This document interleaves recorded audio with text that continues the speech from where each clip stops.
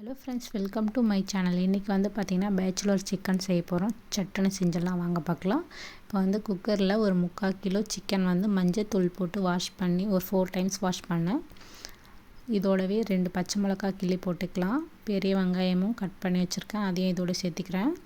ஒரு பெரிய தக்காளி வந்து ஒரு தக்காளி தான் கொஞ்சம் பெருசாக இருந்து, மீடியமாக இருந்தால் நீங்கள் 2 சேர்த்திக்கோங்க.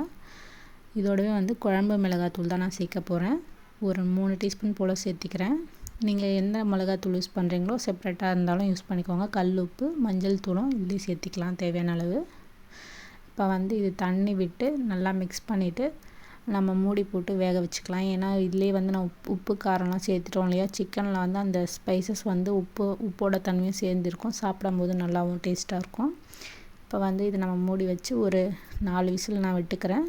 உங்கள் குக்கரில் சீக்கிரம் வெந்துடும்னா ஒரு 3 விசில் போல் கூட விட்டுக்கோங்க. இப்போ வந்து இது சிக்கன் தாளிக்கலாம்.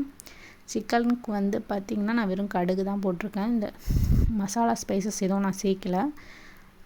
கடுகு சேர்த்துட்டு கடுகு புரிஞ்சதும் பச்சை மிளகா, வெங்காயம், கருவேப்பிலை இதை சேர்த்திக்கிறேன். நான் இஞ்சி பூண்டு சேர்த்த டைம் வந்து வீடியோ கட் ஆகிடுச்சி, அதனால் அது ரெக்கார்ட் ஆகலை.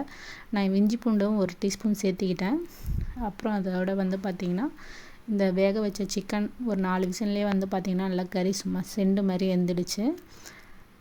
இங்கே பாருங்கள், இது ஒரு 10 மினிட்ஸ் அப்படியே சிம்லேயே இருக்கட்டும். இதோடவே இப்போது கொத்தமல்லியும் மிளகுத்தூள் வந்து நான் சேர்த்திக்கிறேன். மிளகுத்தூள்லேயே நான் வந்து சோம்பு கொஞ்சம் ஆட் பண்ணி அரைச்சி வச்சுருக்கேன். ஏன்னா சிக்கன் குழம்பு, மட்டன் குழம்புலாம் போட்டிங்கன்னா டேஸ்ட் நல்லாயிருக்கும். நான் மிளகுத்தூள்லேயே சோம்பு போட்டதால் அது உங்களுக்கு தனியாக தெரியல. நீங்கள் வந்து பாருங்கள், அது மாதிரி செஞ்சு பாருங்கள், குழம்பு நல்லா டேஸ்ட்டாக இருக்கும். கறி நல்லா சாஃப்டாகவும் வெந்துடுச்சு. இது தோசைக்கு தான் நான் இந்த சைட் டிஷ் இன்னைக்கு சண்டேன்றதால. தோசையோடவும் இட்லியோட சப்பாத்தியோடவும் வந்து பார்த்திங்கன்னா ரைஸ் கூட இது நல்லாவே டேஸ்ட்டாக இருக்கும். கண்டிப்பாக ட்ரை பண்ணுங்கள், ஈஸியாக நம்ம இதை செஞ்சிடலாம்.